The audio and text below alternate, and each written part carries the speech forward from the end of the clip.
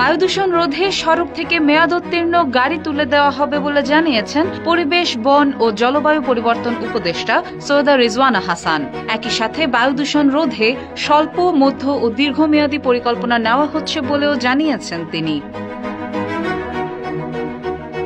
30 June সচিবালয়ে বায়ু দূষণ নিয়ন্ত্রণে চীনের বিশেষজ্ঞ প্রতিনিধির সঙ্গে মতবিনিময়ের সময় পরিবেশ উপদেষ্টা কথা বলেন। পরিবেশ উপদেষ্টা রিজওয়ানা হাসান বলেন, বায়ু দূষণ রোধে স্বল্প, মধ্য ও দীর্ঘমেয়াদী পরিকল্পনা নেওয়া হচ্ছে। এজন্য বিভিন্ন সংস্থার সঙ্গে সমন্বয় করে কাজ করতে হবে। এটি রোধে একটি ওয়ার্কিং কমিটি গঠন করা হবে। পাশাপাশি জিরো সয়েল, নো ব্রিকফিল্ড সহ এয়ার কোয়ালিটি নিয়ে বেশ কয়েকটি প্রকল্প হাতে নেওয়া হয়েছে বলেও জানান এই উপদেষ্টা। একই সাথে সড়ক থেকে মেয়াদোত্তীর্ণ গাড়ি তুলে নেওয়া হবে বলেও জানান তিনি।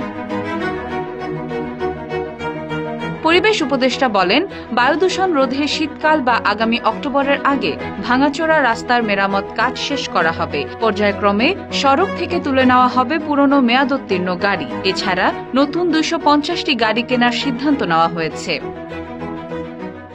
ডেস্ক রিপোর্ট, দৈনিক নেত্রকোনা।